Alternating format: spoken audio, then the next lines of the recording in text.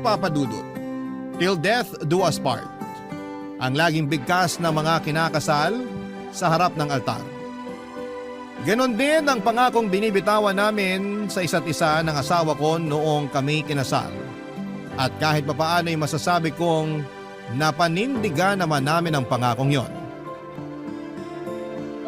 Tawagin niyo na lamang po ako sa pangalang Apollo, 45 years old at isang insurance agent mula sa Makati.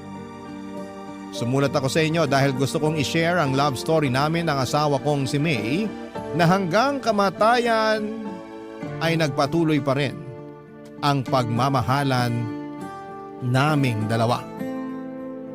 Sa mall kami unang nagkita ni May, Papa Dudut. Dati akong sales boy doon na ang trabaho ay ang mamigay ng flyers sa mga tao tuwing may promo ang pinagtatrabahuhan kong store. Sa dami ng mga taong nakakasalamuha ko araw-araw ay hindi ko pa noon napapansin na ilang beses na palang dumaan sa harapan ko ang aking the one. Parang routine ko na kasi noon ang mamigay ng flyer sa mga taong saglit ko lamang nakikita ang mga mukha kaya mabilis ko lang din silang nakakalimutan. Hanggang sa isang mukha ang nanatili sa memorya ko. Si May na halos araw-araw ko noong inaabutan ng flyer nang hindi ko namamalayan. Una ko siyang napansin dahil sa suot nitong pink na headband. Kinabukasan ay nakita ko ulit ang headband na yon kaya inabangan ko ulit siya sa mga sumunod na araw. Hanggang sa napagtanto kong iisa lang ang babaeng nagmamay-ari ng pink na headband na yon. Noong muling dumaan sa store ang babae ay doon ko na siya unang kinausap, Papa Dudut.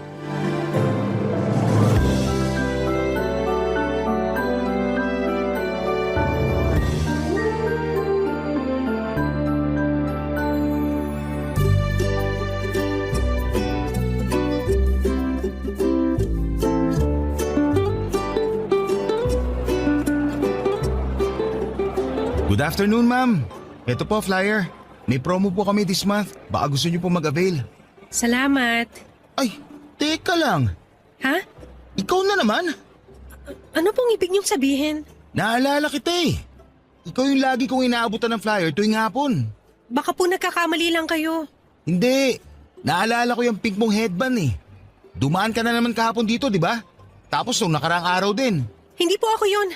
Aalis na ako. Sandali lang, sandali. Hindi nga ako yun. Huwag ka matakot sa akin. Nagtatanong lang naman ako eh. Saka, wala namang masama kahit araw-araw kang kumuha ng flyers namin. Curious lang talaga ako. Hindi nga ako yun, ang kulit. Talaga ba? Kahit i-check natin yung CCTV ng store? Ha? May CCTV ba rito? Oo! Ayan oh, sa tapat ng store namin. Natutuwa lang ako sa ginagawa mo na kahit araw-araw kitang inaabutan ng flyer, kinukuha mo pa rin. Yung iba kasi, hindi man lang nila ako pansinin kapag nag-aabot ako sa kanila. Ang sakit kaya nun kapag hindi ka pinapansin ng mga tao. Nahihiya lang din kasi ako kapag hindi ko kinuha yung inaabot mo. So, ikaw ngayong babae kahapon sa kanong nakaraan. Sabi na eh, hindi ako nagkakamali. Naalala ko yung headband mo eh, kasi kakaiba. Pambata. Total, nandito ka na lang din. Baka naman may time ka para explain ko tong laman ng flyers namin. Okay. Hindi naman ako nagmamadali. Okay, sige. This month kasi, may promo kami. Kailan ba birthday mo? Tapos na. Tapos na ba? Sayang naman. Kapag kasi birthday mo this month, may 20% discount ka kapag bumili ka dito sa store ngayong buwan. Kasi anniversary namin. Pero huwag ka mag-alala. May 10% discount din kapag first time buyer. First time mo lang naman bumili sa amin kung sakali, no? Hindi ako mahilig sa gadgets eh. Hindi. Pero if ever lang bibili ka, ngayon ka lang din ba bibili dito sa amin? Oo, hindi pa ako nakakapasok dyan sa store nyo. Ayos! Ayun! So kung plano mong bumili ng cellphone o tablet o laptop, bumili ka na ngayong buwan kasi may discount ka. Ano palang pangalan mo? May. Ako pala si Apollo. Salamat Apollo pero wala akong pambili ng tinda nyo eh. Tsaka may cellphone na ako. Hindi ko kailangan ng bagong cellphone ngayon. Ganun ba? O sige, pero kapag nangailangan ka, dito ka sa amin pumunta ha. Tutulungan kita makakuha ng discount. Okay. Sige. May kailangan ka pa ba? May gusto ka bang itanong? Ang totoo niyan, hindi yung ibinibenta mong sadya ko. kung bakit ako paulit-ulit na dumadaan dito sa store nyo. Ha? Ano? Teka, sinasabi mo ba na sinasadya mong dumaan dito? Parang gano'n na nga. Wala naman talaga akong binibili sa mall na to eh. Bakit ka nagpupunta dito? Nangongolekta ka ba ng flyers? Hindi, wala, nakakaya. Basta, alis na lang ako, baka naabahala na kita. Hindi, sandali. Sabihin mo na. Bakit ka naman dumadaan dito kung wala ka naman palang ibang sadya? May sadya ko pero hindi yung store nyo ang sadya ko. Ano? Ikaw, Ha? Ako? matagal ko nang gustong itanong sana yung pangalan mo pero nahihiya lang ako makipag-usap sa'yo. Bakit naman gusto mo malaman pangalan ko? Gusto kitang hanapin sa Facebook para ma-add sana kita. Talaga? Bakit naman? Ang dami mo namang tanong. Crush kasi kita. Ayan, nasabi ko na yung dahilan. Sasabihin mo na ba yung Facebook mo? Totoo ba? Oo nga. Malapit nang maubos yung kapal na mukha ko. Sabihin mo na yung Facebook mo para makaalis na ako. Ganito na lang. Malapit na matapos yung shift ko. Maantay mo ba ako? Bakit naman kita aantayin? Gusto mo makuha Facebook ko, di ba? Antayin mo ko. Gusto muna kita kilalanin bago ko ibigay yung FB ko. Maliit na tao si May Papadudut. Wala pa yata siya sa 5 feet kaya kapag pinagtabi kami ay para kaming magkapatid. Maganda siya, maliit ang mukha pero mature na ang itsura.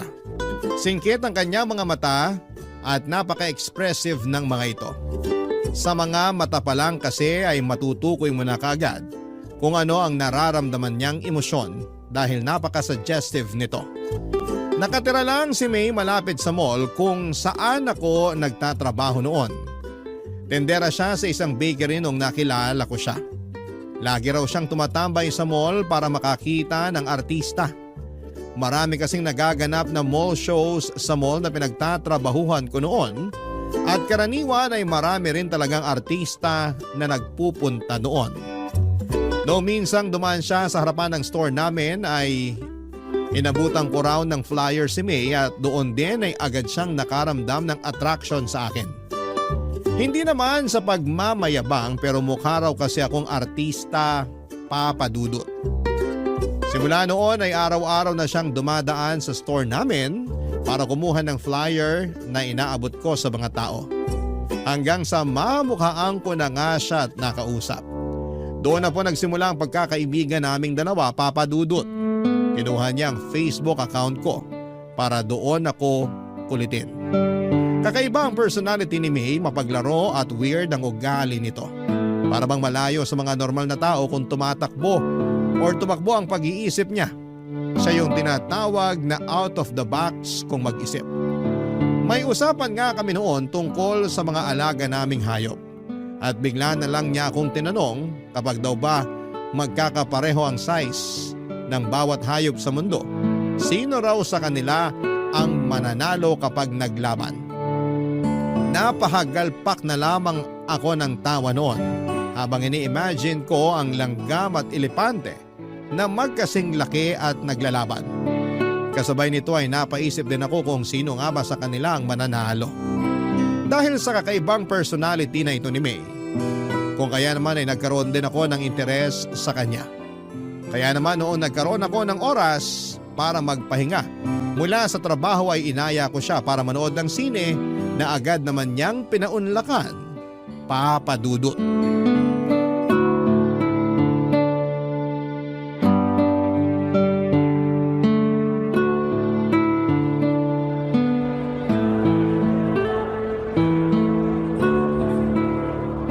Ang lala ng twist ng pinanood natin ah. Sabi ko sa'yo yun ang killer. Ayaw mo kasing maniwala. Sino ba naman kasi mag-aakala na yung bida ang mismong buwapatay? Hindi ko yun in-expect. Ang galing ng direktor nun. Anong hindi halata? Halata nga eh. Tsaka hindi na bago yung twist na yun. Ilang beses na yung nagamit sa ibang pelikula. Talaga ba? First time ko lang makapanood ng ganun eh. Mahilig ka ba talaga manood ng mga mystery thriller? Oo. Yan ang paborito kong genre ng pelikula. Lahat na yata ng mystery na palabas na panood ko na eh. Kakaiba ka. Halos lahat ng kakilala ko mga babae. Puro love story ang gustong panoorin sa sine. Pero ikaw, mas gusto mo yung patayan. Masyado na kasing predictable yung mga love story na yan. Puro recycled yung kwento, paiba-iba lang yung artistang bida. Kung sa bagay, nakokornehan din naman ako sa mga love story. Bakit naman? Ibang-iba kasi siya sa totoong buhay. Kapag sa pelikula, parang napakadali magkaroon ng karelasyon. Parang napakagandang ma-in love. Pero ang totoo niyan, hindi naman ganun ka-magical ang pag-ibig tulad ng sinasabi nila. At bakit mo naman niya nasabi? Magical kaya ang pag-ibig. Kapag tumibok na ang puso mo para sa isang tao, para kang nasa alapaap dahil sa saya. Sa simula lang yan. Mawawala rin yung pakiramdam na yan kapag nagsimula na yung mga problemang pag-ibig. Tulad ng sawaan, agawan, traiduran at lokohan. Parang pinagdaanan mo yung mga yan ah. Hindi ko naman yan sasabihin ko, hindi ko pa naranasan eh. Bakit? Sino bang bumasag sa puso mo kaya ganyan ang tingin mo sa pag-ibig? Wala, wag na natin pag-usapan yon. Sige na, share mo na. Yung last girlfriend ko kasi, nakipagwalay sa akin noon. Kasi hindi niya raw nararamdaman yung spark sa pagitan naming dalawa. Tapos, natural lang naman yun. Kung hindi niya napanindigan yung pagmamahal niya sa'yo, ibig sabihin, hindi siyang para sa'yo. Parte yun ng paghahanap ng pag-ibig. Kaya nga ayoko sa mga love story na palabas dahil doon. Hindi nila ipinapakita ibang parte ng pag-ibig. Yung parte na masakit. Kasi ang mga pelikula for entertainment yan. Hindi yan ginawa para pagdusahin ng mga manonood. Masyado mo namang siniseryoso yung mga palabas sa sinihan. Babalik tayo sa ex mo. Anong nangyari pagkatapos nun? Ayun, wala pang 1 linggo. Nabalitaan ko na lang na sila na pala ng kaibigan ko. Magtutropa kasi kami tapos nung naghiwalay kami ng ex ko, sinalo siya ng kaibigan ko. Nalaman ko na lang na matagal na pala siyang inaantay ng tropa ko. Kaya nung nalaman niyang hiwalay na kami, pumila kagad siya. Ang saklap naman nun. Pero at least hindi kayo pinagsabay, di ba? Mas masakit yun. Kahit ano pa nangyari, ang ending, nasaktan pa rin ako. Ang puso, kailangang masaktan para maintindihan mo kung ano ba talaga ang ibig sabihin ng totoong pagmamahal. Ikaw ba? Nasubukan mo na ba masaktan? Sa pag-ibig? Hindi pa. Bakit? Siguro ikaw yung nananakit. Hindi ah. Hindi ko pa na-experience yung masaktan dahil hindi ko pa naman naranasang makipagrelasyon. Talaga? Hindi pa? Oo. Hindi ko pa naranasang magkaroon ng boyfriend. Wala ka pa naman palang nakarelasyon eh. Pero kapag magbigay ka ng payo, parang ang dami mo na experience ah. Mahilig kasi ako magbasa tsaka manood kaya parang na-experience ko na rin kahit papano yung tinatawag nilang pag-ibig. Iba pa rin kapag totoong karanasan. Eh diligawan mo ko para masubukan ko na magkaroon ng boyfriend. Lo, ang prangka mo talaga kahit kailan. Hindi naman na kasi sikreto na may gusto ko sa'yo. Ikaw lang naman yung inaantay ko eh. Ay nako, tara na nga. Baka kung saan pa mapunta tong usapan na to. Kain muna tayo bago umuwi. Okay, sige.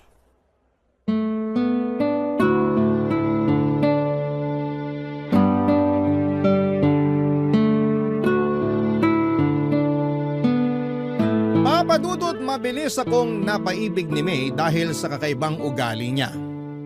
Napakasaya niyang kasama. Tuwing nasa tabi ko siya ay para bang nagliliwanag ang buong mundo ko. Wala akong ibang ginawa kundi ang tumawa at matuto kapag nakakasama ko siya. Niligawan ko siya at ang panliligaw na yon ay umabot ng 3 buwan dahil kakaiba rin ang paraan nito ng pagtanggap ng manliligaw. Mahilig kasi sa mga mystery games si May at ang kondisyon niya noong niligawan ko siya ay kailangan ko raw na magawa ang 3 bagay na nasa checklist niya. Hindi niya sinabi kung ano-ano ang mga yon kaya natagalan bago ko siya napasagot. Sa ilang buwang pagsasama namin ni May, ang isang bagay lang ang sigurado ko sa kanya at yon ay ang kakaiba siyang mag-isip. Kaya ang ginawa ko ay gumawa ako ng mga bagay na hindi pangkaraniwan hanggang sa nakuha ko rin ang mga nasa checklist niya. Una na rito ang mag-date sa sementeryo.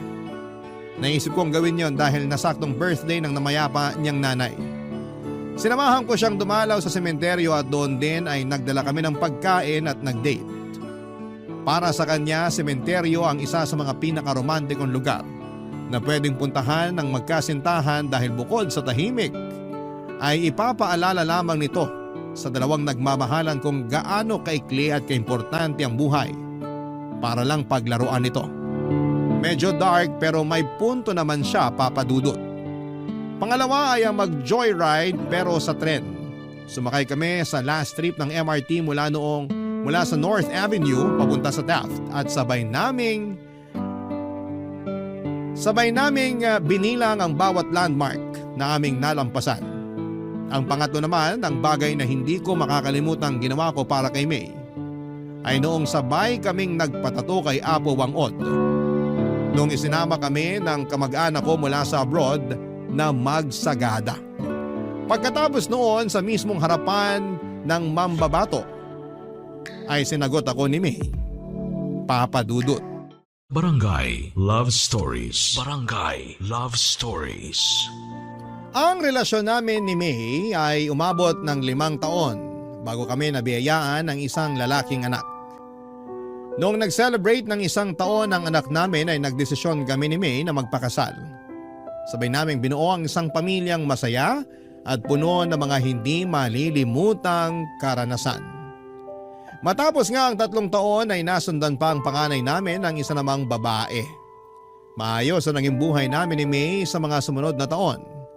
Nakahanap ako ng bagong trabaho bilang isang insurance agent samantalang nanatiling housewife ang asawa ko para maalagaan ang 2 naming anak, Papa Dudut. Napakasimple lang ng buhay namin noon. Hindi man kami nabiyayaan ng yaman ay labis-labis naman ang sayang pumapalibot sa pamilya namin.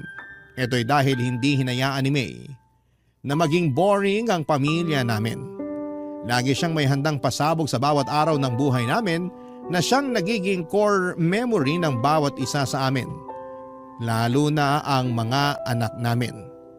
Hindi siya nawawala ng pakulo mula sa paggawa ng gawaing bahay, pag-iipon ng pera at kung ano-ano pa. Lagi siyang gumagawa ng laro na naging bonding time na rin namin. Isa sa mga hindi ko malilimutan tuwing nanonood kami ng TV ay paunahan pa kami sa paghula kung anong brand ng patalastas ang nasa screen namin. Pero ang masasayang araw na yon ay nabigyan ng tuldok nung bigla na lamang nakaramdam ng kakaiba si May sa kanyang katawan. Laging sumasakit ang binti nito noon. Nang ipacheck namin sa doktor, ang nararamdaman niya ay napagalamang mayroong bukol sa hita niya na kasing laki ng ponkan. Sumailalim siya sa iba't ibang klase ng test tulad ng MRI, ultrasound at biopsy. Umabot ng halos 1 buwan bago nakumpirma ng asawa ko ay mayroong sarcoma.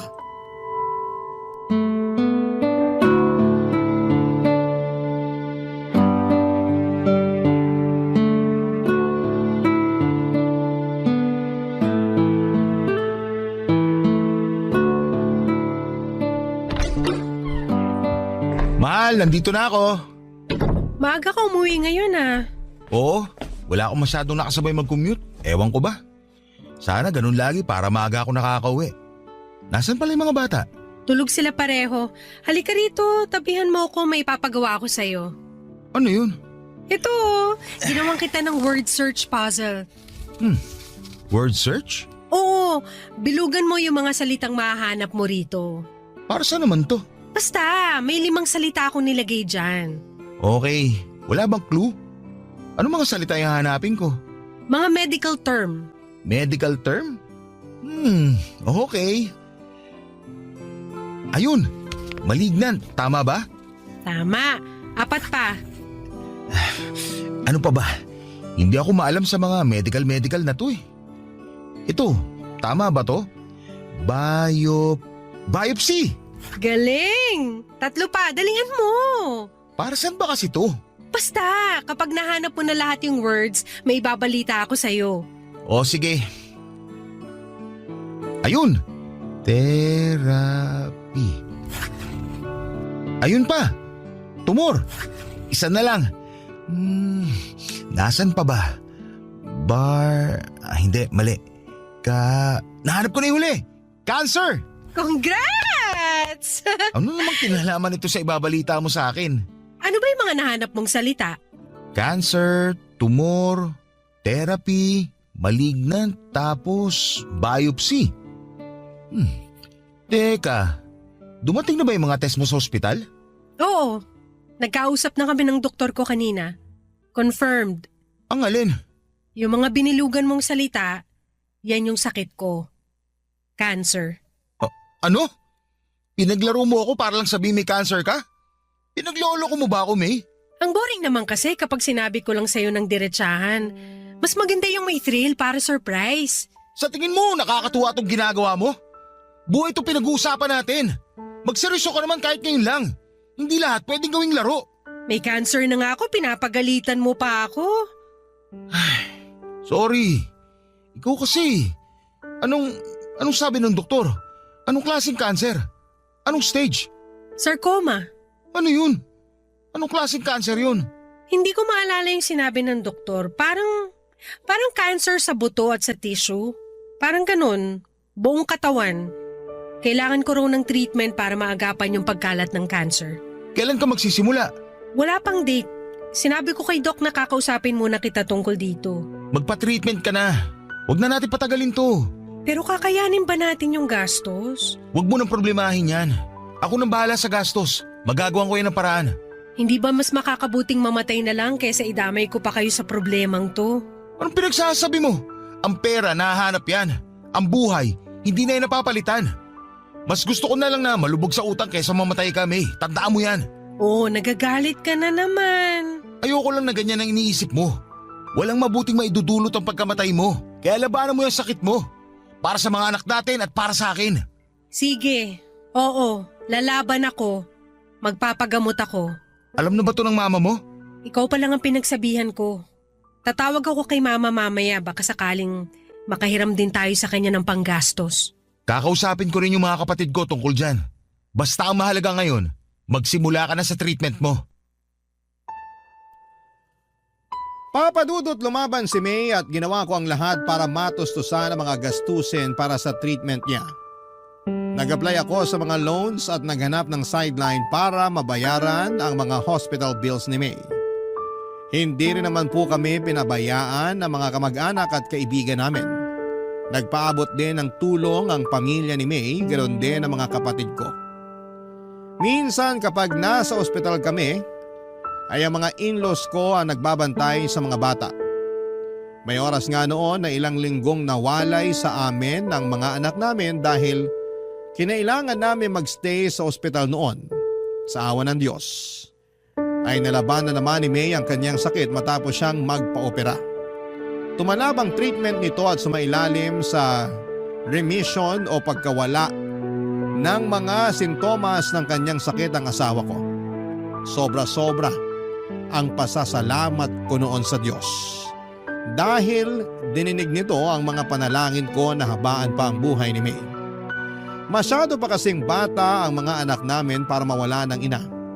Kaya nakahinga ko nang sabihin ng mga doktor na maayos na ang lagay ng asawa ko na wala ng sintomas ng cancer sa katawan niya. Unti-unti ay bumalik sa dati niyang sigla si May, sabay naming binawi ang mga oras at panahong nasayang dahil sa sakit nito, kasama ang mga anak namin. Muli naming binalik ang dating sigla ng aming pamilya at sa loob ng 3 taon ay namuhay kami ng tahimik at masaya. Subalit muling sinubok ang tatag at pananampalataya ng aming pamilya nung muling nagparamdam ang sakit ni May.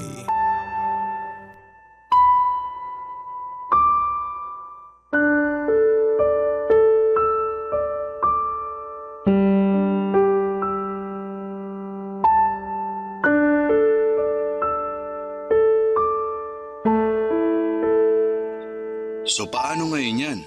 Nasa ospital pa rin ba kayo ngayon? Kakauwi lang namin ng bahay. Kumusta si May? Ayun, parang wala lang sa kanya yung nalaman niya. Mas ako pa nga yung apektado eh. Ako pa yung mas naunang umiyak kaysa sa kanya. Ganun naman talaga si May eh. Hindi masyadong nagpapakita ng kalungkutan. Ayaw kasi niya na madamay yung mga tao sa paligid niya. Matapang yun eh, pero kahit ganun, samaan mo na lang muna siya. Alam ko na kahit hindi yun nagpapakita ng emosyon eh, mabigat ang pakiramdam nun ngayon. Alam ko naman yun. Nagpapahinga na siya ngayon. Kailan ulit siya sasailalim sa kimo niyan? Bukas na ulit. Medyo aggressive daw yung cancer sa katawan niya. Kaya mas madugo ang treatment ngayon kaysa noon. Hayaan mo, isasama ko siya sa mga panalangin ko. Manalig lang kayo sa Diyos. Malalampasan niyo rin to katulad ng dati. Salamat, Dan. Kung kailangan niyo ng tulong, huwag kang magdalawang isip na tawagan ako. Pwede ako magbantay sa mga bata kapag nasa ospital kayo. Salamat pero nakausap ko na si nanay tungkol dyan. Siya munang tatao dito sa bahay kapag nasa ospital na kami. O siya, sige na. Magpahinga ka na rin. Salamat sa pagtawag, pre ha. Walang anuman. Apollo? Apollo? Sandali lang po, nandyan na. O ma, pasok po kayo. Nasaan ang anak ko? Okay na ba siya? Nasa kwarto po si May, nagpapahinga na po siya. Bumiyahe ako agad nung nabasa ko yung text mo. Ano bang nangyari sa kanya? Sumakit po yung likod niya kaninang umaga. Namimilipit na siya sa sakit, kaya itirakbo ko na lang siya sa ospital. Anong sabi ng doktor? Maayos na ba siya? Ma, bumalik po yung cancer ni May. Ano? Diyos ko, May. Akala ko ba maayos ng lahat? Akala ko pa wala na siyang cancer. Yun nga rin po ang alam namin eh. Pero sabi ng doktor, may pagkakataon talaga na bumabalik yung tumor sa mismong pinanggalingan nito. Mahabaging Diyos, ano nang nangyayari dito sa anak ko? Ma, sa inyo ko lang po muna sasabihin to. Hindi pa po to alam ni May. Pero bago kami umuwi, nakapag-usap kami ng doktor niya. Anong sinabi niya sa'yo? Masyado daw aggressive yung cancer cell sa katawan ni May. Binigyan na po siya ng doktor ng taning. Anong sabi mo? 2 weeks hanggang 2 months na lang daw po yung tatagal ng katawan niya. Hindi ito maaari. Baka naman nagkakamali lang yung doktor. 2 weeks? Magkausap lang kami kahapon ni May sa video call. Ang lakas-lakas pa ng anak ko. Basta ang sabi lang po sa akin, ihandaan na lang po natin ang mga sarili natin. Pero ma, huwag niyo na lang mo sanang sabihin to kay May ha. Ayokong mapanghinaan siya ng loob. Diyos ko, ang anak ko. Gagawin naman daw po ng mga doktor ang magagawa nila para mapahaba pa ang buhay ni May. Umaasang tumalab yung treatment at mapahina ulit yung cancer katulad ng dati. Pero sa pagkakataong to, baka raw po medyo dehado. Anong klaseng doktor yan kung hindi pa man nagsisimula yung treatment nawawala na sila ng pag-asa? Tayo na lang po ang inaasahan ni May. Kaya wag din sana tayo mawala ng pag-asa. Palaban si May at alam kong lalabanan niya itong sakit niya. Magtiwala po tayo sa Diyos. Papadudot ang panalangin ko noon sa Diyos ay dugtungan pa ang buhay ng asawa ko. Pinagbigyan niya ako at dinugtungan niya ang buhay ni May. Maaaring kalabisan na kung humingi ulit ako sa kanya ng oras pero yun po ang ginawa ko. Ipinagpanalangin ko ulit na sana'y malampasan namin ang panibagong dagok sa buhay namin at tunay ngang God is good dahil ang hiling kong yon ay muling tinupad ng Panginoon. Nalampasan po ni May ang taning na ibinigay sa kanyang buhay. Ganon pa man ay tuluyan ng humina ang katawan nito. Nakaratay na lamang siya noon sa kama, hirap kumilos, hirap kumain, hirap huminga. Ang tanging nagagawa na lamang niya noon ay ang umiyak ng umiyak dahil sa sakit na nararamdaman niya mula sa iba't ibang parte ng kanyang katawan. Hindi ko po iniwan si May sa kanyang laban. Lagi akong nasa tabi niya sa tuwing nahihirapan siya. Mula umaga hanggang sa pagtulog namin ay hawak-hawak ko ang mga kamay niya para maiparamdam ko sa kanyang hindi siya nag-iisa. Hanggang sa nag-decide si May na itigil na ang treatment niya. Hindi na raw kaya ng katawan niya ang bagsik na dulot ng mga treatment na ginagawa sa kanya. Pakiramdam niya ay mas lalo lang daw siyang nanghihina. Hindi ako pumayag noong una pero dahil sa pakiusap nito ay wala na akong nagawa kundi ang ibigay ang kahilingan niya. Umabot pa nga ng 4 na buwan si May bago tuluyang bumigay ang katawan niya. Papadudot na gulat ako sa naging reaksyon ng puso ko noong nag-flatline si May. Nakahinga ko. Sa halip na balutin ako ng kalungkutan ay nakaramdam ako ng kaginhawahan. Sa wakas ay tapos na ang paghihirap ng asawa ko. Hindi na niya kailangang mamilipit sa sakit. Hindi na niya kailangang umiyak. Hindi na niya kailangang maghabol ng kanyang hininga. Payapa na siya. Wala nang paghihirap. Wala nang pagdurusa. Barangay Love Stories. Barangay Love Stories. Papadudot ang isa sa mga pinakamahirap na parte ng pagluluksa ay ang pagharap sa katotohanan. Sa mga huling buwan ni May ay inihanda ko na ang sarili ko sa pagkawala ng asawa ko. Ang akala ko noon ay makakaya ko nang tanggapin ang katotohanan, pero noong nangyari na nga ay hindi pa rin pala ganong kadali ang lahat. Sa buong burol ni May ay wala akong ibang naramdamang emosyon kundi ang pagkamanhid. Marahil noong mga panahong yon ay hindi pa napoproseso ng utak ko ang mga nangyayari. Para akong robot na sinunod ang lahat ng kahilingan ng asawa ko. Isang listahan kasi ang ginawa niya na kailangan kong sundin kapag namatay siya. Siya ang namili ng kulay ng makeup na isusot sa kanya. Pati damit at kulay ng kabaong ay pinagplanuhan din niya. Gusto niyang paglamayan namin siya ng 1 linggo bago siya i-cremate.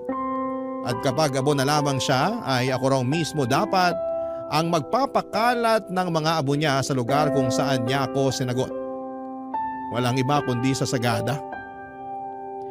Ginawa ko ang lahat ng iyon, Papa Dudut, maliban sa hunintong kahilingan na ikalat ang abo niya. Hindi ko pa kasi siya kayang bitawan. Kaya naman pinagsantabi ko muna ang kanyang kahilingang yon. Matapos i-cremate si May ay sakalang nag-sink in sa akin na wala na talaga ang asawa ko. Hindi na niya maisusuot ang paborito niyang damit. Hindi na niya magagamit ang mga make-up na nakakalat pa rin sa kanyang vanity mirror. Hindi na niya matatapos ang librong binabasa niya na nooy 3 chapters na lamang ang natitira. Wala na ang asawa ko. Isa yung katotohanan na nahirapan akong tanggapin. Gabi-gabi akong umiiyak sa CR, Papa Dudut, habang pilit na tinatago ang nararamdaman kong kalungkutan mula sa mga anak ko. Para bang naging routine ko na ang tumambay sa CR habang binabalikan ang mga masasayang ala-ala namin ni May. Isang gabi habang nakatambay ako sa CR at inaalala ang mga old pictures namin ng asawa ko ay bigla akong tinawagan ng kaibigan kong si Dan, Papa Dudut.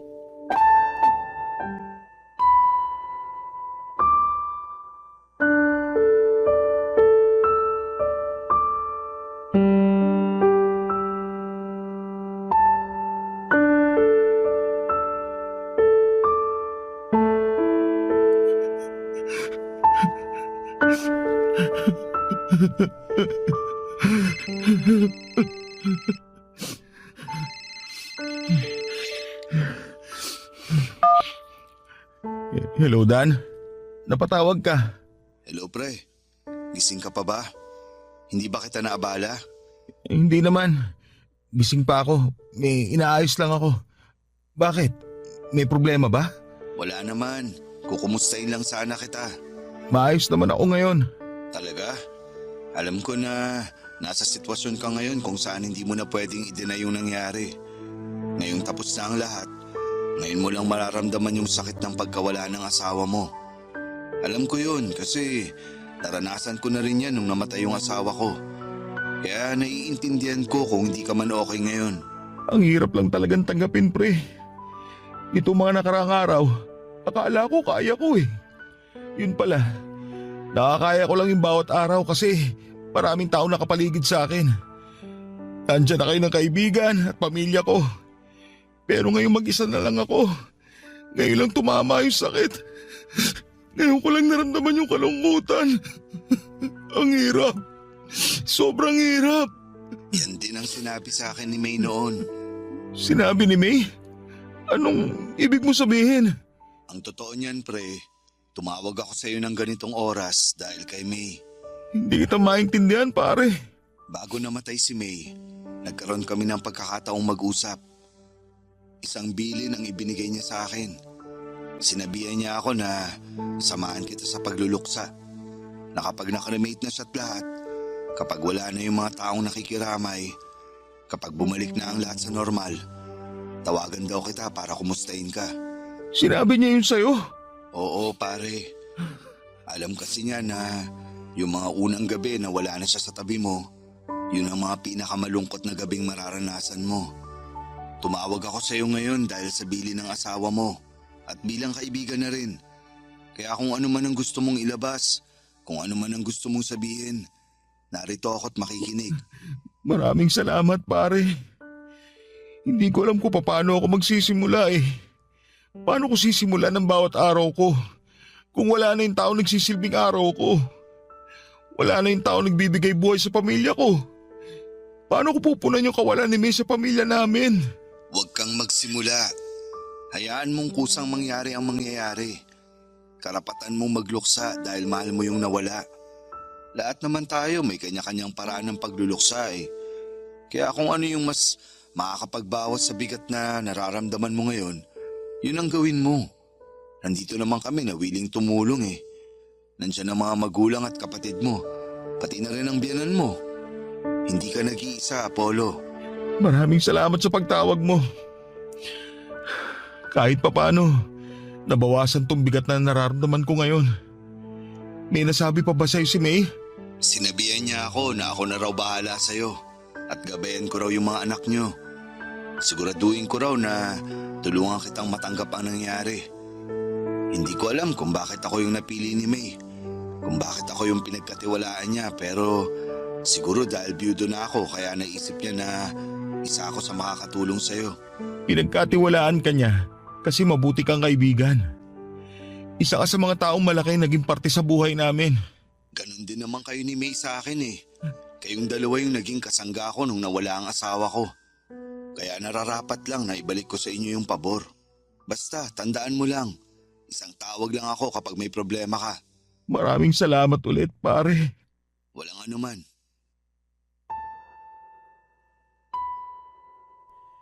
Nagulat ako papadudot na kahit nawala na si May, ay nagawa pa rin pala niyang magplano para sa hinaharap.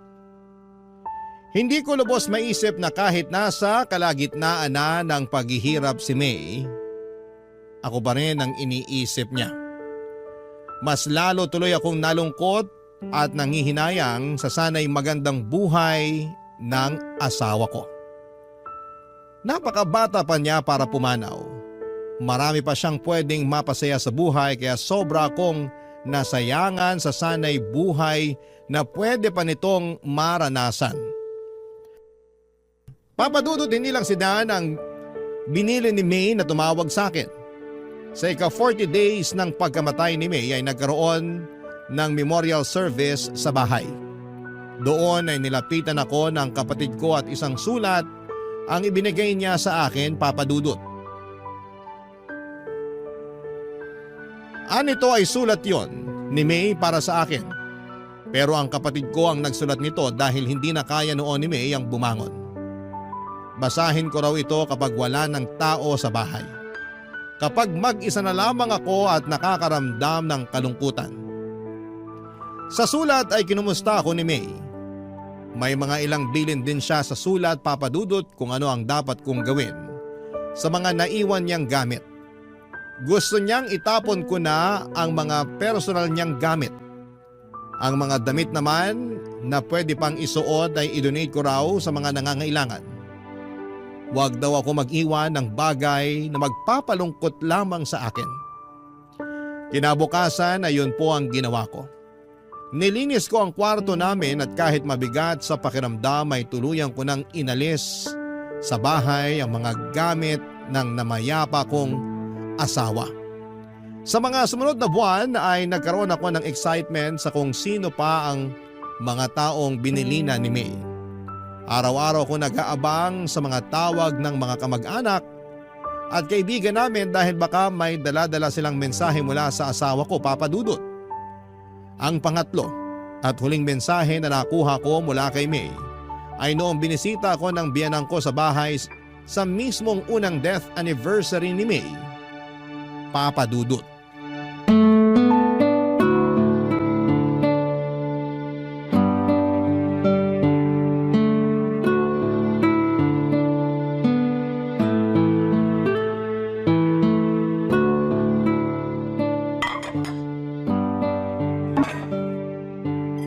Ma, ako na po dyan. Hindi na, ako na magliligpit dito. Dalhin mo na lang to sa kapitbahay nyo. Pansit yan tsaka puto. Sayang din kapag hindi naubos, wala namang iba ng kakain. Maliban na lang kung may darating ka pang bisita. Wala na pong darating. O siya, itong itinabi kong ulam, ulamin nyo na lang bukas. Sige po. Nakakapagod tong araw na to. Alam mo ba, simula alas 4 nagluluto na ako. Sabi ko naman po kasi sa inyo, Ma. Mag-order na lang po tayo para hindi kayo mapagod. Hindi pwede. Kapag nag-order tayo, para na rin nating ininsulto si May. Dapat bigyan pa rin natin siya ng oras kahit na sa paghahanda lang ng anibersaryo ng pagkamatay niya. Alalahanin natin siya sa pamamagitan ng pagkaing inihanda natin para sa kanya mismo. Salamat po pala sa pag-prepare ng handa ngayon. Walang anuman. Nasabi na sa akin yan ni May bago pa siya pumanaw. Binili na niya ako na pagsapit daw ng death anniversary niya, ako raw ang magluto ng handa dahil hindi ka raw marunong magluto. Binili na niya rin po kayo? Oo. Nung hinatid mo yung anak mo sa eskwela noon, ako yung naiwan na nagbantay kay May. Nag-usap kami tungkol sa buhay-buhay, tapos nabanggit niya na natatakot siyang mamatay. Hindi dahil mawawala na siya sa mundong to, kundi dahil maiiwan niya kayong mag-aama niya. Paano na lang daw kapag may handaan? Sino na raw ang magluluto? Tapos napag-usapan namin, yun nga, tungkol sa death anniversary niya na samahan kita kasi alam niya na hindi ka marunong maghanda sa mga ganitong klaseng okasyon. Kahit kailan talaga. Kahit wala na siya rito. Kami pa rin ang inaalala ni May. Ay, ganun talaga yung batang yon. Mas iniisip niya yung kapakanan ng iba kaysa sa kanya. Bago pala siya pumanaw, may iniwan si May para sa'yo. May iniwan po siya? Ano po yun? May nirecord siya para sa'yo. Sabi niya, iparinig ko raw to sa'yo sa first anniversary ng kamatayan niya. Nasaan po? Ay, taka, nandito sa cellphone ko eh. Tulungan mo nga akong hanapin, nasa recording yun eh. Amin na po. Ako na ang titingin. Ayan yung cellphone ko. Hanapin mo na lang. 556655 ang passcode. Sige po. 556655. Tapos sa recording po, no? Oo, May ang nakalagay na pangalan. Ayun po. Nakita ko na. Play ko na po. Sige, play mo na. Hello, mahal. 1 taon na ba ang lumipas? Ang bilis naman. Parang kailan lang nung nawala ako ah.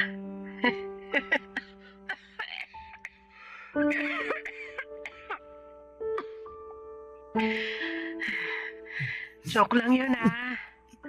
Baka magalit ka na naman kasi nagbibiro na naman ako tungkol sa kamatayan. Siraulo ka talaga. Kumusta ka na? Nagawa mo na ba yung mga billing ko sa'yo? Siguraduhin mo lang na maganda yung naging makeup ko, ha? Tsaka dapat, by this time, nakakalat na yung mga abo ko sa sagada. Doon mismo, sa tapat ng puno kung saan kita sinagot. Hindi pa. Hanggang ngayon nandito pa yung mga abo yung mga mo. gamit ko, naipamigay mo na ba? Itapon mo na yung mga hindi mo gagamit. Huwag kang magtago ng mga gamit kung hindi na importante. Alikabukin lang yung mga yon. Siguro, mag-iwan ka lang ng ilang pictures ko para naman hindi ako makalimutan ng mga anak natin. Mahal, sorry. Hindi ko na magagawa yung pangako ko sa'yo. Nasasamahan kita hanggang pagtanda. Sorry kung hindi ko na kayang lumaban. Hindi ko na talaga kaya eh.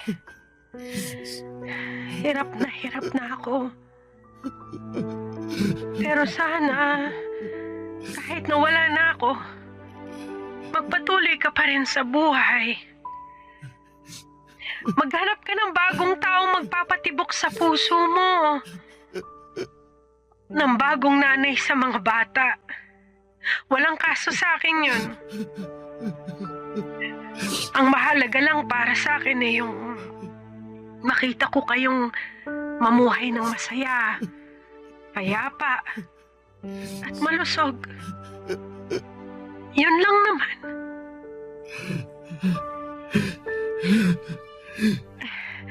Ito na yung huling habiling ko sa'yo. Ikaw nang bahala sa mga bata, ha? Paalam, mahal ko. Paalam, mahal.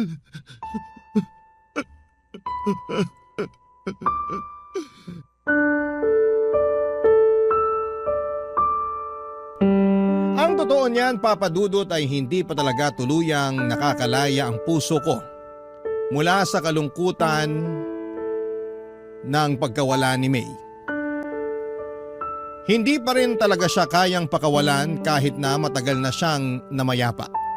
Araw-araw ay pumapasok pa rin siya sa isipan ko. Dumating nga noon sa puntong gumagawa pa ako ng senaryo sa utak ko bago ako matulog kung saan ay masayang nagsasama ang buo naming pamilya.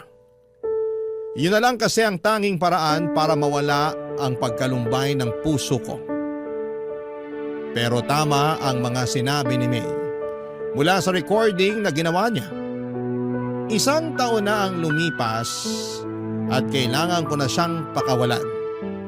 Hindi pwedeng lagi na lamang akong nakasilip sa nakaraan, Papa Dudut.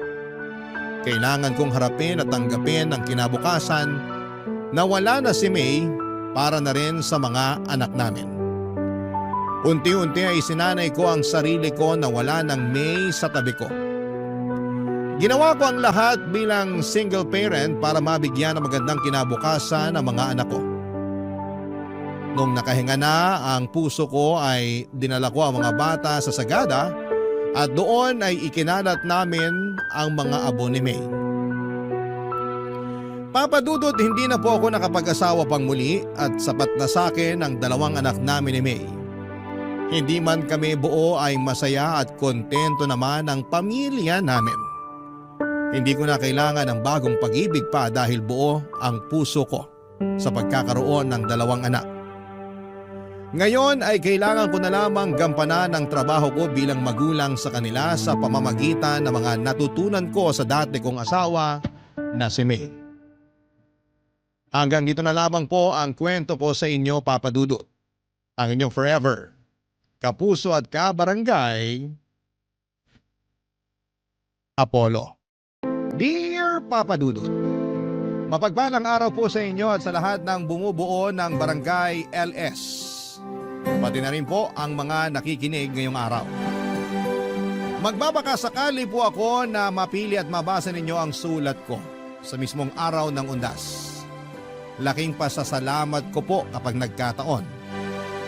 Tawagin niyo na lamang po ako sa pangalang Junie, 29 anyos. Taga-Aklan na po ako ngayon pero nangyari po ang kwento ko noong nakatira ako sa Antique. Lumaki po ako na walang ama. Ang tumayong tatay ko po noon ay yung stepfather ko na si Tito Domeng. Kaya nang mamatay ang nanay ko ay siya na lamang ang naiwan sa akin.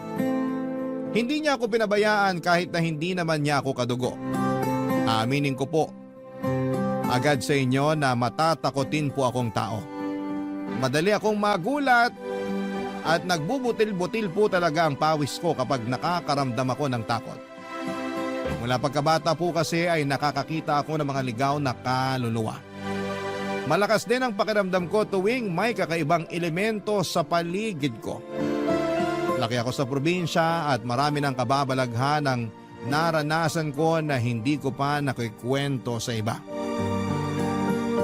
Wala rin akong pinagsabihan noon na nakakakita ako ng mga ligaw na kaluluwa. Pero isa lang ang nasiguro ko noon. Bukas ang third eye ko kaya nakikita ko sila. Hindi yun naging madali sa akin dahil madalas akong nasasabihan na maluwag ang tornilyo. Masakit po para sa aking masabihan ng ganon dahil hindi ko naman ginustong magkaroon ng ganitong kakayahan. Kaya naman tuwing natatakot ako ay tinutumbasan ko na lamang yon ng dasan. Hindi naman ako araw-araw nakakaranas ng kababalaghan pero tuwing nakakakita ako ng isang ligaw na kaluluwa ay binabangungot po ako, Papa Dudut. At noong malaman ni Tito Domeng ang tungkol sa kakayahan ko ay ginamit niya ako sa panggagamot niya. Marami pa rin po kasi noon sa probinsya yung mga naniniwala sa tradisyonal na manggagamot. Sa mga ganong manggagamot lumalapit ang mga tao kapag walang sapat na perang pampaospital. At yun nga po ang naging trabaho ng stepfather ko, Papa Dudut. Noong bata pa ako'y bilib na bilib ako sa kanya sa paniniwalang nakapanggagamot nga talaga siya. Pero nang lumaki na't nakapag-isip ng mabuti, ay saka ko lang napagtanto na malaking kalokohan lang pala ang lahat, Papa Dudut.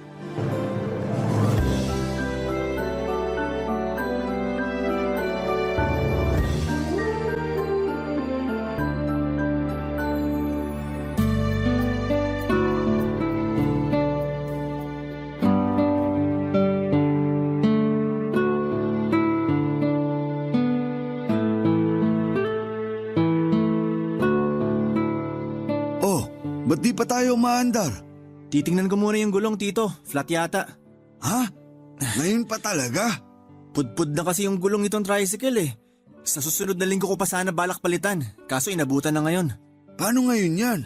Papalitan ko na lang sandali. May dala ka bang ekstrang gulong? May naikarga naman ako sa likod, Tito. Mabuti naman. Bilisan mo na lang. Mag-aalas 11 na ng gabi. Teka, bababa muna ako nang mapalitan mo yung gulong ng maigi. Yung mga gamit mo pang ayos, nadala mo rin ba? Lagi lang naman nandito sa likod yon. Buti na lang talaga naisipan kong ikarga tong gulong kanina. Kung hindi, baka dito na tayo magpapalipas ng gabi. Hindi tayo pwedeng magpalipas ng gabi rito, Juni. Bakit naman, Tito? Basta, Nga pala, Tito. Ano ba talagang sakit nung matandang ginamot nyo kanina? nung matandang babae. Siyempre, nag-imbento lang ako ng sakit. Pero mukhang maayos naman yung kalagayan ng matanda. Dala na lang siguro ng edad kaya nanghihina. Hindi na nga makatayo eh. Ikaw ba naman abuti ng mahigit 80 anyos? Hindi mo ba nakita kanina kung gaano katanda yung ale? Hindi naman ako pumasok sa bahay nila, kaya hindi ko na nakita yung matanda. Kayo lang naman kailangan dun. Umamin ka nga. Napipilitan ka lang bang sumama sa akin? Paano tayo paniniwalaan ng mga ginagamot ko kung hindi mo ipinapakitang suportado mo ko sa ginagawa ko? Mali naman kasi naman loko tayo ng ibang tao, Tito.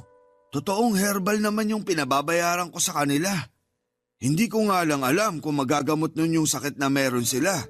Pero hindi ko nakasalanan yun. Sila tong may kailangan sa akin. Yun na nga, Tito eh. Kailangan nila kayo kasi wala silang pampaospital. Nagtiwala sila sa inyo. Pero naging katiwa-tiwala ba kayo? Hindi na mahalaga kung nagtiwala sila sa akin o hindi. Hindi ko naman sila gagamutin sa ikalawang pagkakataon. Kung wala akong nagawa para sa kanila sa unang beses na lumapit sila, malamang kukuha na ng panibagong manggagamot yung mga yon. Kaya bakit pa ako mag-aalala? Paano nga kung wala silang makuha? Sa tingin nyo ba, may maitutulong pa yung herbal na ginawa nyo? Nung tinikman ko nga yung laman ng binibenta nyo, oregano lang yung nalasahan ko. Bakit mo kasi tinikman? Sira ulo ka pala eh. Ay, bilisan mo na lang dyan ang makauwi na. Juni, kaninong aso yung nasa may likuran mo? Malay ko po, di naman tayo taga rito. Tsaka, anong aso sinasabi nyo? Wala naman ako nakikita. Tumingin ka sa likuran mo. Anak ng, kanina pa ba yan dyan? Bugawin mo. Baka mamaya, hindi lang basta aso yan. Nasa liblib na lugar pa naman tayo. Wala tayong maihingan ng tulong dito. Shoo! Alis! Umalis ka rito! Hoy! Ano ka ba? Hindi naman umaalis eh. Batuhin mo na. Tito, alam niyo namang may ginagawa pa ako rito eh. Kung kayo na lang kaya bumato. Naduduwag ka lang yata eh. Ay, pambihira naman oh. Bibilisan ko na lang dito para makaalis na tayo. Ano, Juni? Wala na bang ibibilis yan? Tapos na ako, Tito. Pwede na kayong sumakay. Oh, ayos lang ba kayo? Paano ako magiging maayos kung may umaalulong na aso malapit sa atin? Aso lang naman yan, Tito. Tara na, uwi na tayo. Inilabutan ako ron ah. Bakit, Tito? May nakita ba kayo kanina? Wala. Pero nakakatakot kapag sa harapan mo mismo umalulong yung aso. Hindi naman sa inyo nakaharap yung aso kanina habang umaalulong. Kahit na, hindi pa rin maganda yun. Lalo na't hindi naman natin alam kung saan nanggaling yung asong yun. Sandali, alam mo ba kung anong ibig kong sabihin? May naaamoy silang masamang espiritu. Hindi lang yun. May mamamatay rin.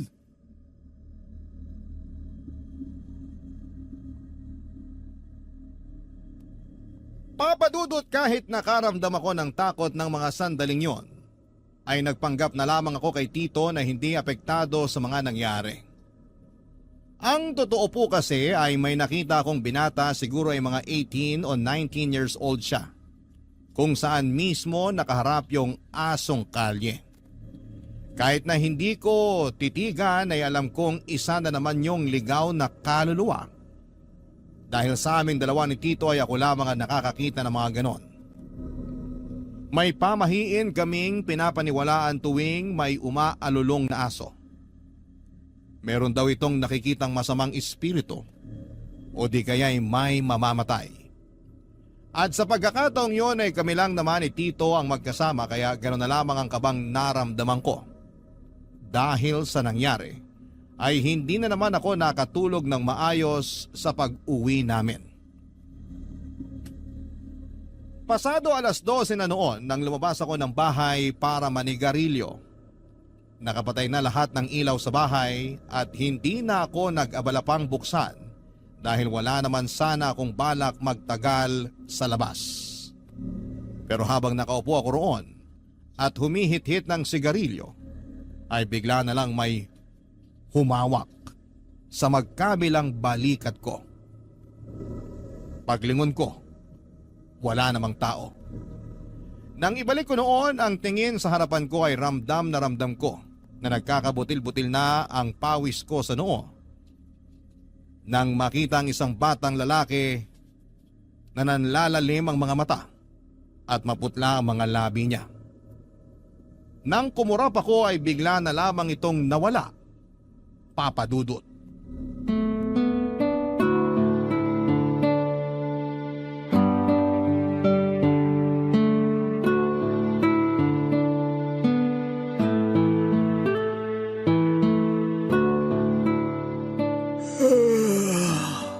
Parang antok na antok ka.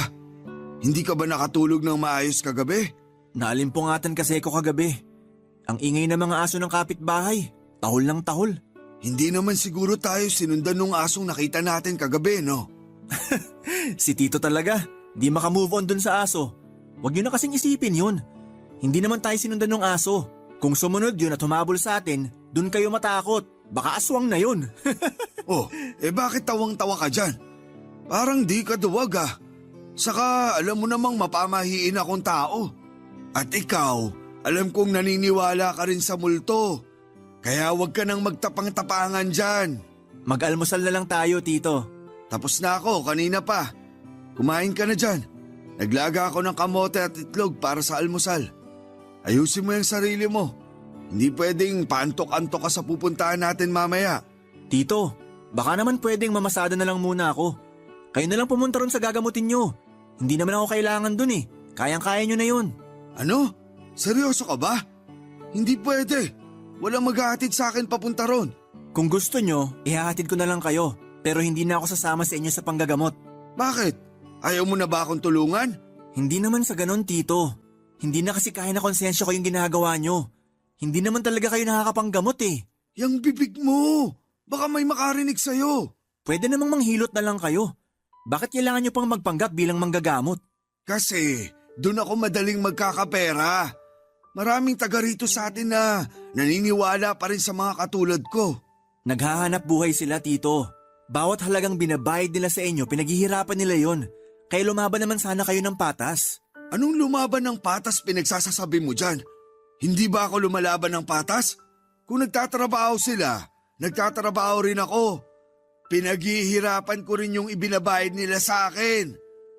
Alam mo, kaya di ka umaasenso kasi masyado kang madrama sa buhay. Ano sa tingin mo? Pang-drama sa radyo buhay mo? Umayos ka nga. Hindi mo na problema kung paano nila kinita yung pera nila. Ang mahalaga, binabayaran ka. Ganun lang yun. Kung hindi mo titibayin yung sikmura mo, magugutom ka talaga. Maraming paraan para kumita nang hindi ka nanloloko ng mga tao, Tito. Ginusto niyo lang talaga yung ganyang gawain, kaya nakasanayan niyo na. Tigilan mo na nga yan. Huwag mo na akong pangaralan. Mag-asikaso ka na. Sasama ka sa akin mamaya. Sabi ko ho, ihahatid ko na lang kayo mamaya.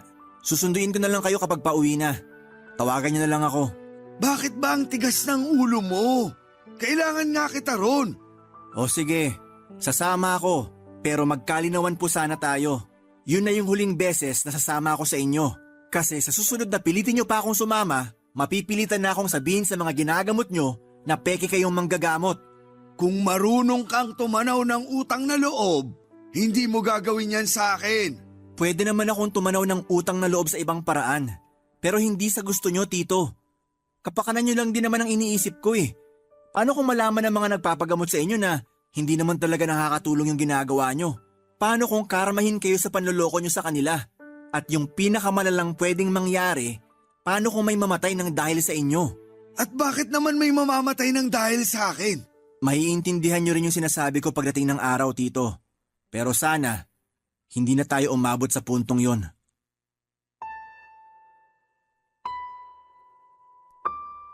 Papadudot ilang beses ko nang sinubukan na patigilin na si Tito sa ginagawa niya. Tuwing may inilalapit sa kanya na may lagnat o pananakit ng katawan, ang matik na sinasabi niya ay napaglaruan daw ng elemento. Minsan naman ay sinasabi niyang may nagbabantay na kaluluwa at doon niya ginagamit ang kakayahan ko. Sinasabi niya na may nakikita akong kaluluwang gumagambala sa kanila kahit na ang totoo ay wala naman talaga. Dahil kung meron man ay hindi na kakailanganin pang magsinungaling ni Tito. Tuwing sinasabi ko sa kanya na ayoko nang sumama sa panggagamot niya ay ginagamit niya ang utang na loob ko sa kanya para hindi ako makawala. Batid ko na may sarili naman akong pag-iisip at kaya ko nang magdesisyon para sa sarili ko, Papa Dudut. Pero hindi ko naman siya magawang iwanan dahil wala na siyang pamilya o malapit na kamag-anak doon sa lugar namin.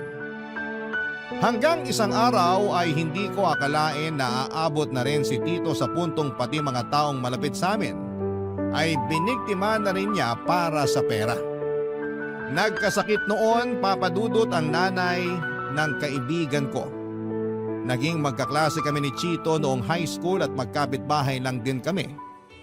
Dahil ilang araw nang masama ang lagay ng nanay niya, ay nagpasya na siyang lumapit kay Tito Doming sa pag-aakalang may maitutulong ito sa kanila para gumaling. Barangay Love Stories. Barangay Love Stories. Papa Dudut, hindi ako kasama ni Tito noong ginagamot niya ang nanay ni Chito.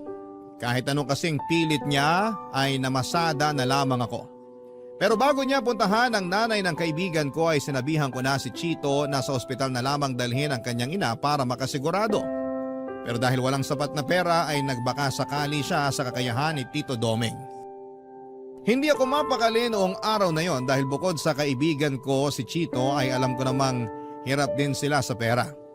Nang makauwi ako noon ay nalaman ko na nagbayad pala ito ng 500 piso kay Tito Doming. Tinanong ko siya kung ano ang ginawa niya sa nanay ni Chito at ang sinabi niya lang daw ay may nagambalang elemento ang nanay ng kaibigan ko. Nagbigay lang siya ng pangontra at herbal na hindi naman talaga makakatulong sa kalagayan nito noon. Umasa ang kaibigan ko na magiging mabuti na ang kalagayan ng nanay niya at hindi na kakailanganin pang dalhin sa ospital.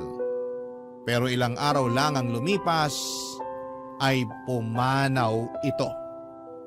Huli na nang malaman ni Chito ang sakit na ikinamatay ng nanay niya at hindi ito naagapan. Sinisi niya si Tito Doming sa panloloko nito sa kanila kaya ang nangyari ay sinugod kami sa bahay, Papa Dudut.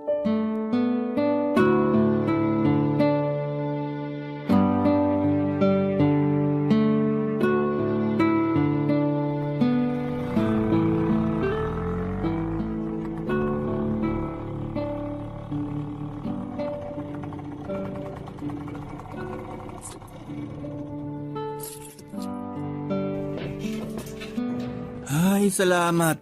Nakauwi rin. Nasaan yung tatay-tatayan mo, manloloko?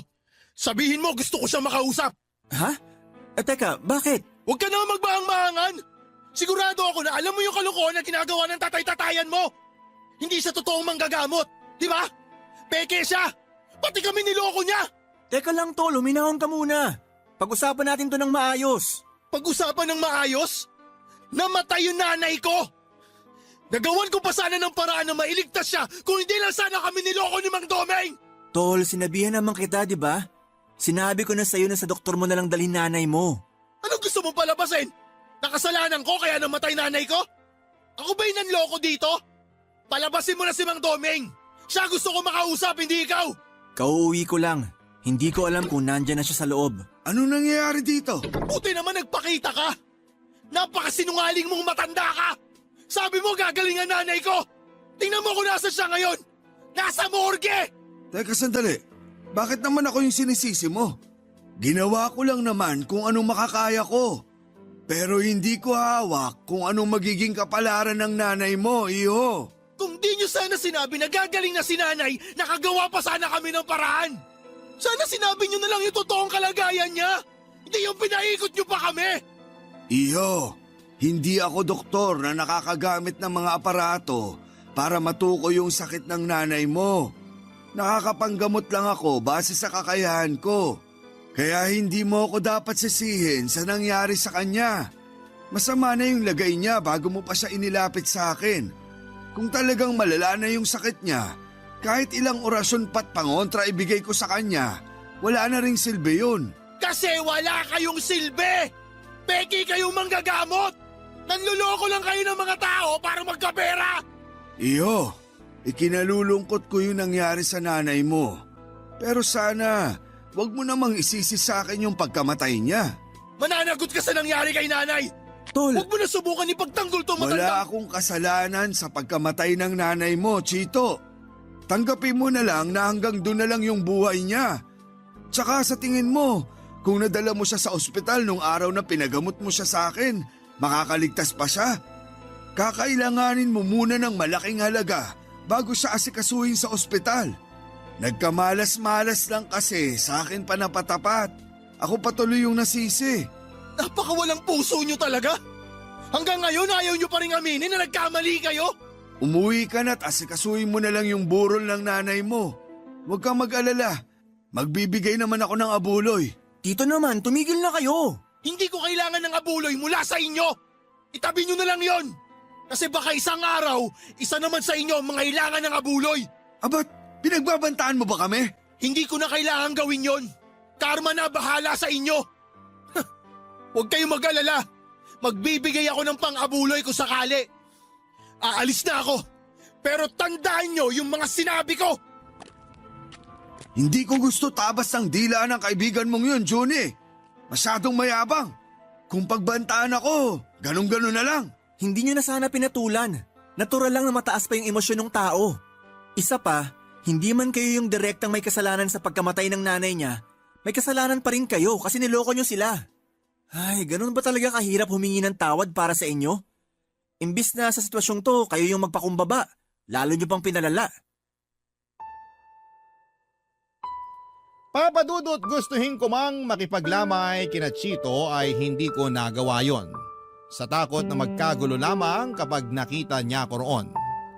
Inirespeto ko na lamang ang gusto ng kaibigan ko at para makatulong kahit papaano ay palihim akong nagpaabot ng kaunting abuloy para sa yumaon niyang ina. Nakisuyo lamang ako noon sa pinsan niya, ang kaso ay nalaman pa rin niya na sa akin galing ang pera kaya ipinabalik niya Papadudot.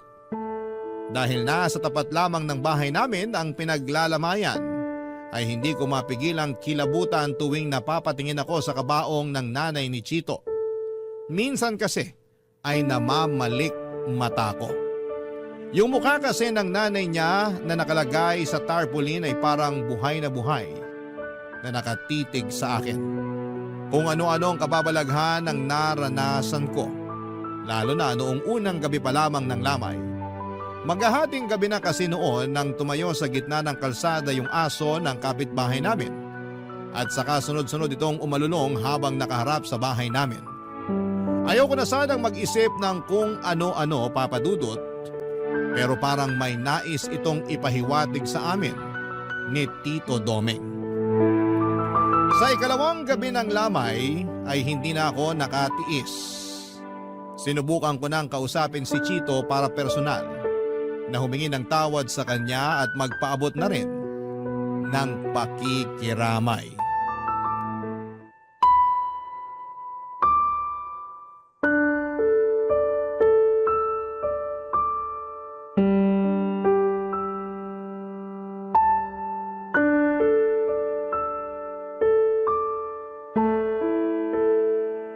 Tol, pasensya ka na.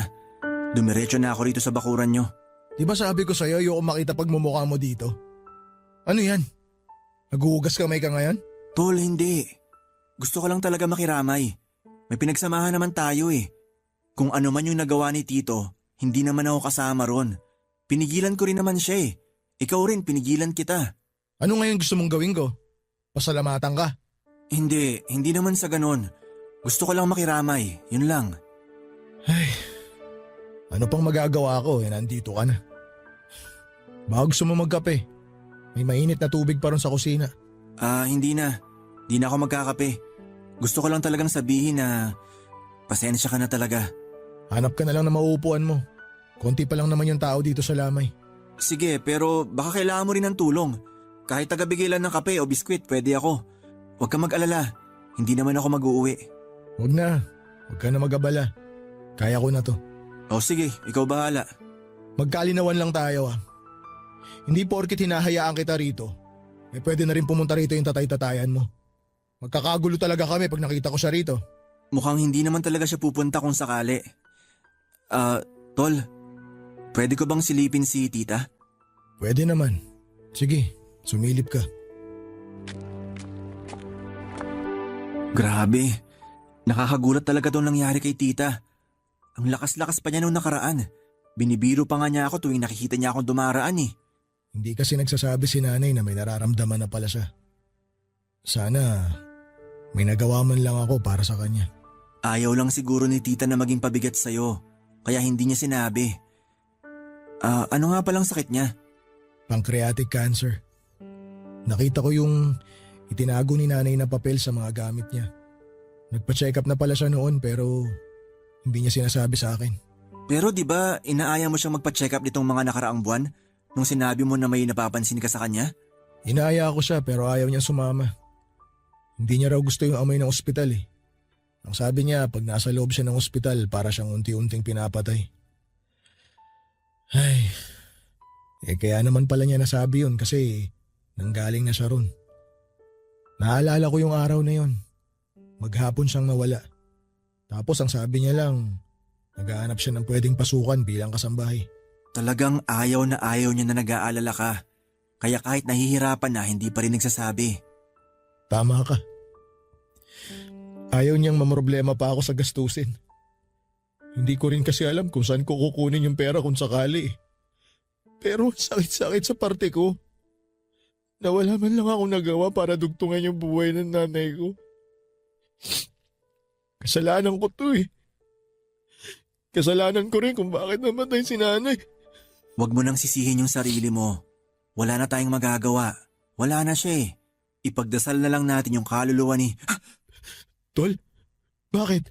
Ang nanay mo, nandito siya. Ano? Seryoso ka?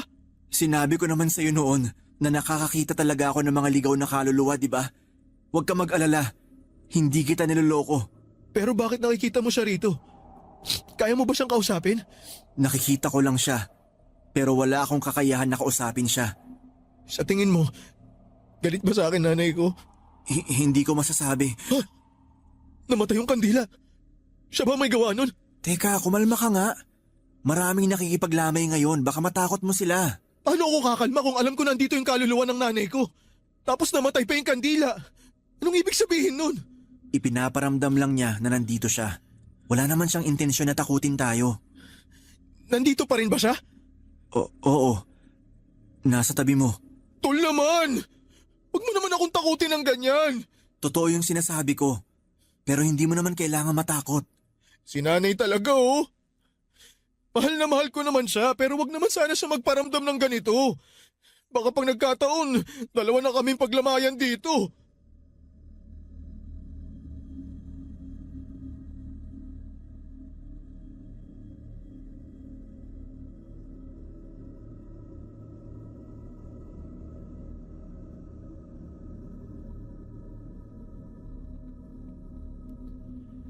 Papadudot, nagtaka po ako noon dahil noong yung kaluluwa ng nanay ni Chito ang nakita ko ay hindi ako nito dinalaw sa panaginip ko. Sa katunayan, iyon pa lamang ang unang pagkakataon na nakatulog ako ng maayos matapos makakita ng kaluluwa ng yumao. Tungkol naman kay Tito Doming, kahit nalaman niya na wala na ang nanay ni Chito ay hindi man lang siya humingi ng tawad at hindi pa rin siya tumigil sa panggagamot niya. May iba na namang gumaling sa tulong niya pero yon ay dahil simpleng lagnat lamang talaga ang sakit nila at wala ng sintomas ng iba pang mga sakit. Pero bukod sa nanay ni Chito ay may nabanggit sa akin si Tito na may isa sa mga ginamot niya ang tuluyan ng namaalam. Ang malala doon, hindi pa rin siya nakonsensya sa ginawa niya. Papadudot, hindi ko alam kung bakit napakabigat ng pakiramdam ko nang umuwi sa bahay ni Tito matapos niyang ibalita na namatay yung matanda habang dinadasalan niya. At kaya ginabi siya ng uwi ay dahil may dinaanan pa siyang lamay ng gabing yon. Pagkagaling sa lamay ay diretsyo na agad siya pauwi sa bahay at hindi na naisipang pang magpagpag, dala ng kalasingan. Pero ang hindi ko alam, bukod sa pagsuway niya sa pamahiin tuwing may lamay, may isa pa pala siyang ginawang kalokohan na hindi ko akalain na magagawa niya ng mga panahong yon, Papadudot. Barangay Love Stories. Barangay Love Stories. Papadudot, ng minsang umuwi si Tito ay nagtaka ko kung bakit may mga dala siyang pagkain. Noong tinanong ko siya kung saan galing yon, ang sabi niya lang ay bigay lang daw yon ng mga ginamot niya. Binigay lamang bilang pasasalamat. Pero syempre hindi ko siya nagawang paniwalaan dahil malakas talaga ang pakiramdam ko noon na may ginawa na naman siyang kalokohan. Ilang araw lang mula nang mapansin ko yung mga dalang pagkain ni Tito Doming ay nalaman ko na nagsusugal na rin pala siya sa mga pinupuntahan niyang lamay, kung saan na siya nakakarating noon dahil sa kaadikan niya sa pagsusugal. Hindi lang yon ang ginawa niya.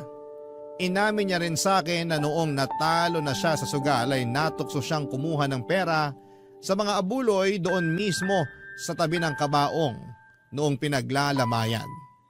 Naggalit ako sa kanya. Sa halip kasi na magtinu siya dahil sa nangyari sa nanay ni Chito ay lumala pa siya at umabot pa nga sa puntong ultimo patay, ay nagiging biktima na rin niya. Pero ang mas inaalala ko po noon ay yung nalabag ni Tito ang pamahiin sa patay. Bukod sa hindi siya nagpapagpag, nag-uwi rin siya ng mga pagkain galing sa lamay, pati na rin yung perang kinuha niya mula sa abuloy.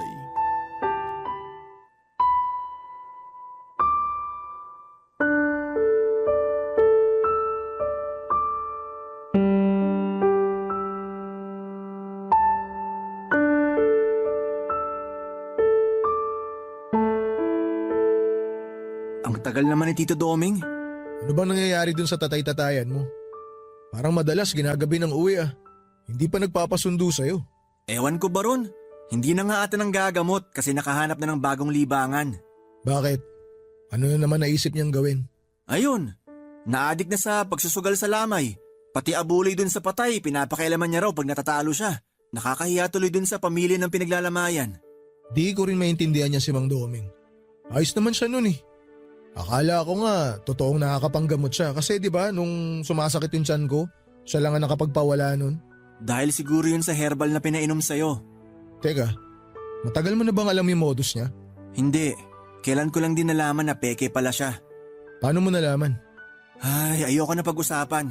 Ako kasing nahihiya para kay Tito. Sige na, sabihin mo na. Wala na rin namang mawawala. Nalaman ko yun nung ako naman yung nagkasakit. Ayaw niya akong gamutin.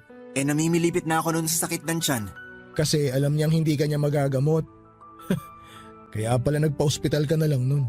Tapos ayun, appendicitis na pala. Kung hindi na agapan, baka nauna pa akong pinaglamayan kesa sa nanay mo. Ay, nga pala tol.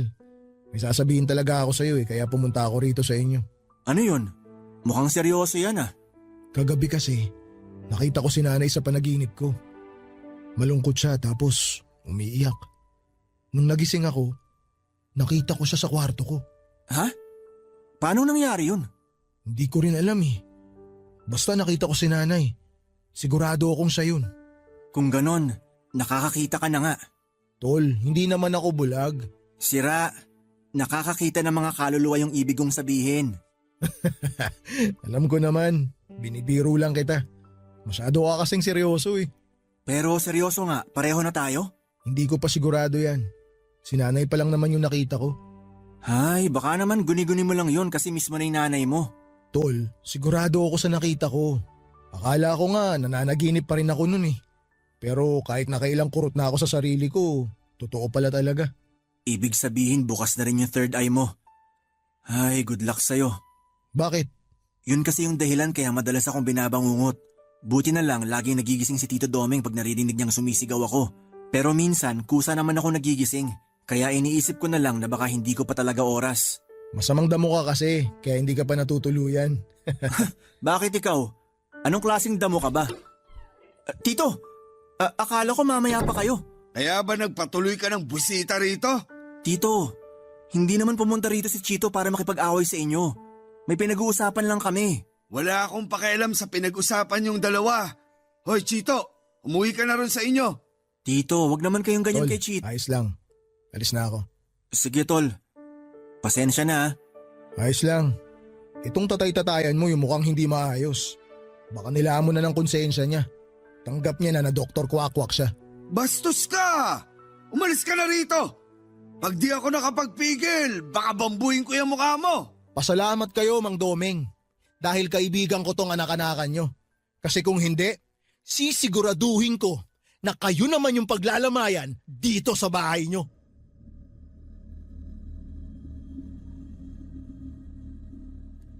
Papadudot, mabuti na lamang at hindi nagkasakitan ng mga oras na yon sina Chito at Tito Domeng. Hanggang sa pagkakataong kasing yon ay hindi pa rin sila nagkakaayos. Sa pag-uwing yon ni Tito Domeng ay napansin ko kaagad ang butil-butil na pawis niya mula sa kanyang noo. Pati na rin sa ibang parte ng kanyang katawan. Parang pagod na pagod siya. Nang tanungin ko siya ay sinabi niyang masama raw ang pakiramdam niya. Hanggang sa nauwi na nga sa trangkaso ang sama ng pakiramdam ni Tito. Binantayan ko siyang magdamag, pinainom ko siya ng gamot at pinunasan ang katawan niya para bumaba ang lagnat niya. Pero walang nagbago sa nararamdaman niya, Papadudot. Kahit alalang-alala na ako noon sa kalagayan niya, ay pilit pa rin niyang sinasabi na ayos lamang siya at mawawala rin yon. Pero makalipas ang isang linggo, hindi pa rin bumababa ang lagnat ni Tito Domeng. Ang pinagtataka ko lamang noon ay tinubuan na rin siya ng malalaking butlig sa katawan. Nagtutubig po yun at kapag pumutok na ay nagiging sugat naman. Batid kong nahihirapan na noon si Tito kaya sinabi ko na sa kanyang dadalhin ko na siya sa ospital. Pero hindi po siya pumayag. Ang katwiran niya ay wala rin naman kaming pampaospital at ayaw niya ring may iba pang makaalam tungkol sa kalagayan niya. Pinagbigyan ko naman siya pero habang tumatagal ay napapansin ko rin ang paglaki ng kanyang tiyan. Hindi ko po noon maintindihan kung anong nangyayari kay Tito kaya humingi ako ng tulong sa ibang mga kakilala namin. Pero noong dadalhin na namin siya sa ospital ay saka naman siya binawian ng buhay. At sa unang gabi ng lamay niya ay may nangyari na kababalaghan.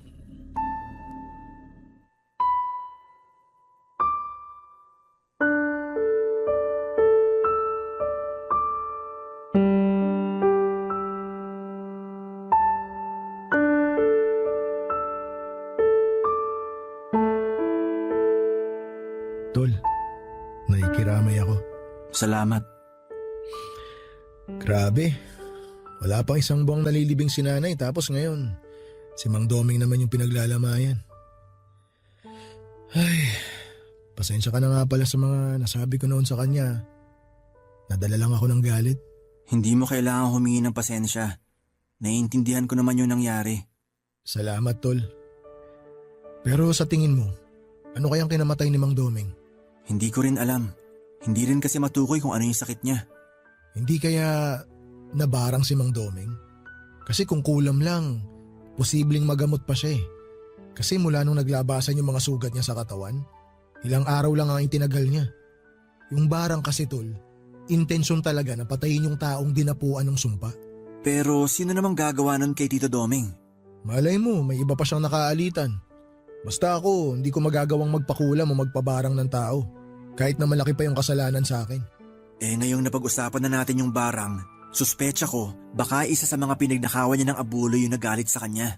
Hindi malabong mangyari yon. Pero mahirap din mambintang. Mahirap patunayan kung sino yung nagpabarang kay Mang Doming eh. Lalo na kung hindi naman natin kilala kung sino yung mga galit sa kanya. Kahit naman loko-loko si Tito Doming, nakakaawa pa rin siya. Tsaka siya na lang yung meron ako. Ngayong wala na siya, mag-isa na lang talaga ako sa buhay. Ako rin naman eh. Si nanay na lang yung meron ako tapos nawala pa. Wala man lang sa mga kamag-anak ni Tito Doming yung dumating para makiramay. Sinubukan ko naman silang kontakin. Pero mga wala raw pamasahe. Uy, ayos ka lang? Bigla ka na lang natahimik dyan. Huwag mo sabihin may nakikita ka na naman. Tol, tingnan mo yung bangkay ni Mang Doming. Bakit? Anong meron? Tingnan mo yung bandang leeg niya. Parang may gumagalaw eh. Ano namang gagalaw dyan? Ikaw talaga mananakot ka pa. Seryoso ko, tingnan mo, ayun oh. Parang may uod. Oo nga. Pero paano magkakauod yung bangkay ni Tito? Unang gabi pa lang naman ang lamay niya. Mukhang binarang nga si Mang Doming, Tol. Ganyan daw kasi yung nangyayari kapag namatay sa barang ang isang tao eh. Hindi pa rin nawawala yung sumpa kahit patay na siya. Uy, bakit natapon yung mga abuloy? Nasagi mo ba yung garapon? Hindi, ang layo ng kamay ko. Pasuyo naman, Tol. Ikaw na mamulot ng mga barya. Sisindihan ko lang tong kandila. Namatay na naman eh. Ay, sige, ako na pupulot sa mga barya. Hoy, ano ba yan? Huwag ka humarang. Nakita mo na ngang may pinupulot dito eh, tsaka ka patatayo sa harap ng kabaong. Uy, Manong! Pwede po bang umatras muna kay sandali? Pupulutin ko lang itong mga barya oh. Uy, sinong kausap mo dyan? Yung Manong na nakatayo dito sa... Ha? Mang Doming! Tol! Nandito siya! Tol! Ano? Nakikita mo rin ba siya? Oo, nakikita ko rin siya. Pero huwag ka na magpahalata. Tayo lang yung nakakakita sa kanya. Baka matakot yung mga tao dito sa burol kapag nalaman nilang nakikita natin yung kaluluwa ng pinaglalamayan. Pero... Sige na nga. Grabe naman oh. Bakit nagpapakita sa akin si Mang Doming?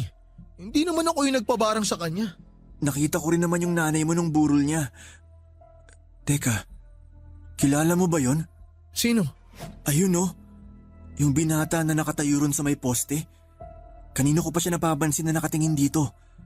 Akala ko naman kanina napatingin lang. Pero paglingon ko nandun pa rin siya. Hindi umaalis. Oo nga no.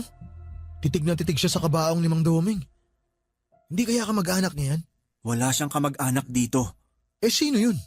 Hindi ko nga alam. Kaya nga tinanong kita. Ha? Tol! Nawala yung binata. Teka, saan naman pumunta? Ewan ko. Ang bilis na wala eh. Tumingin lang ako sa isang sandali. Paglingon ko, wala na siya eh. Hayaan mo na. Baka napadaan lang. Baka nga.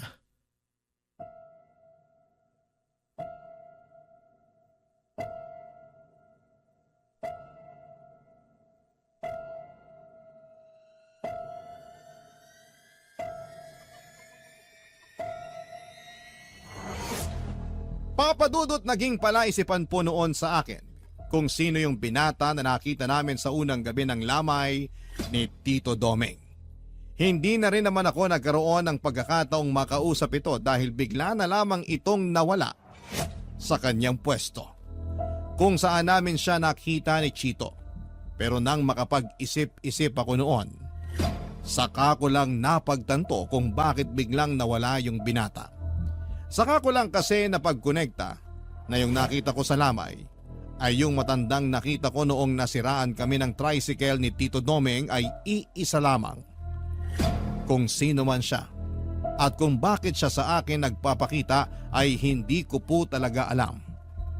3 gabi lang na binuro si Tito Domeng at hindi ko na yon pinatagal dahil kakaunti lang naman ang pumupunta sa lamay. Siguro ay dahil nabalitaan na rin nilang peking manggagamot si Tito. Hindi na rin ako nagtataka kung maraming galit sa kanya pero doon sa hinala ni Chito at ng iba pa naming kakilala na binara nga siya ay hindi rin ako nakakasigurado. Lalo na't wala namang makakapagpatunay doon. Sabi naman ng ibang kapitbahay namin ay binarang man o hindi ay isa pa ring malaking karma ang dumapo kay Tito dahil sa mga panlulokong ginawa niya at sa pagnanakaw ng abuloy sa mga lamay na pinupuntahan niya para magsugal. Sa lahat ng yon, buhay niya ang naging kapalit. Nang ilibing na si Tito ay isinama ko na rin lahat ng mga gamit niya sa panggagamot. Yung ibang gamit naman niya na naiwan ay sinunog ko na lamang gaya ng bilin ng mga nakakatanda doon sa amin. Masama raw kasing mag-iwan ng mga gamit ng isang taong namatay, lalo na kung namatay sa pambabarang. Mula nang mawala si Tito ay ramdam ko na hindi niya nilisan ang bahay niya. Madalas pa rin siyang nagpaparamdam kaya naman nagpasya na akong lisanin na ang bahay na yon. At ngayon nga po ay nandito na ako sa Aklan at isinama ako ni Chito sa trabahong inaalok niya sa akin. Ang kaso ay hindi ako natanggap dahil bumagsak ako sa medical. May problema kasi ako sa baga. Pero para hindi ako matenga ay nagtitinda na lamang ako ng street food sa palengke gamit ang pinagbentahan ko ng tricycle. Ibinenta ko yon bago umalis sa Antique. Yung bahay naman ni Tito ay ibiniling ko na lamang sa mga kakilala namin doon. Sabi ko ay bibisitahin ko na lamang yon kapag dadalaw ako sa puntod ni Tito tuwing undas. Hanggang sa ngayon ay nakakakita pa rin ako ng mga ligaw na kaluluwa. Pareho na kami ng kaibigan kong si Chito. Kung hanggang kailan ko ito mararanasan, yun po ang hindi ko alam. Hanggang dito na lamang po ang aking kwento at maraming salamat po sa inyo at sa lahat ng bumubuo ng Barangay Love Stories. Ang inyong forever kapuso at kabarangay, Junie.